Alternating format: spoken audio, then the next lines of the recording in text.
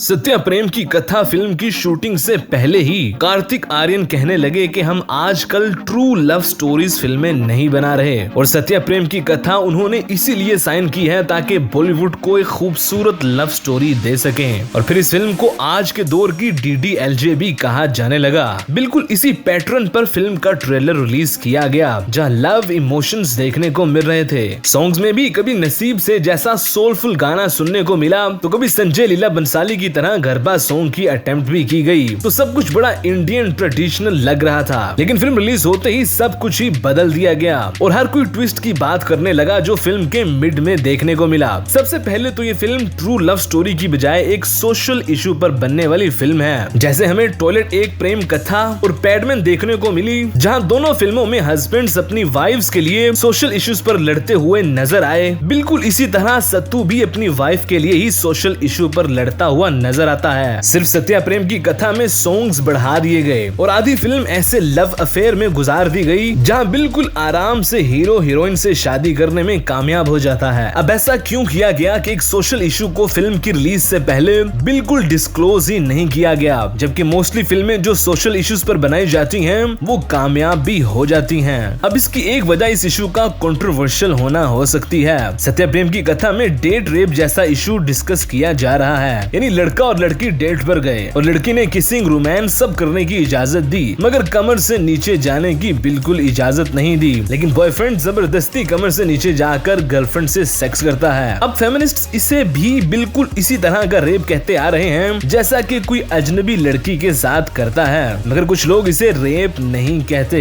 उन्हीं में से कुछ लोग इसे ग्रे रेप कहते हैं कि ऐसा रेप जो इजाजत से सेक्स करने और जबरदस्ती करने के दरमियान में आता है। जबकि कुछ लोग इसमें सिर्फ आदमी को ब्लेम नहीं करते कि गर्लफ्रेंड का जजमेंट इतना कमजोर है कि उससे इतना भी नहीं पता कि किस आदमी के साथ अकेले में जाकर किसिंग और टचिंग करनी है और किसके साथ नहीं। तो शायद इसी वजह से इस पूरे सोशल इशू को फिल्म की रिलीज से पहले बिल्कुल रिवील नहीं किया गया और Indian traditional DDLJ type love story का चूरन बेचकर एक डिफरेंट इशू ही दिखा दिया गया। जबकि फिल्म में 2-3 मर्तबा तो सतू यानी कार्तिक बिल्कुल ही रेडिकल लेफ्ट होते हुए भी नजर आए। जब कथा सतू के साथ लव नहीं करना चाहती लेकिन सतू गिव अप नहीं करता और उसे किसी तरह मनाने में लगा रहता है और फाइनली कथा को हासिल भी कर लेता है। लेकिन फिल्म के एंड पर सतू इसे भी डेट रेप से कंपेयर कर देता है कि जब कथा ने पहले ही सतू से शादी करने के लिए इनकार कर दिया था तो उसी वक्त सतू को पीछे हट जाना चाहिए था। यानी अगर लड़की ने एक दफा मना कर दिया तो बस हीरो जाए भाड़ में, दोबारा लड़की को अप्रोच करना भी रेप ही की टाइप में आ सकता है। बट फिल्म मेकर्स ने नॉन वेज बोलकर वेजिटेरियन खिला दिया है जो कि वर्क भी कर रहा है और उसकी वजह फिल्म की कहानी का खूबसूरती से अनफोल्ड होना,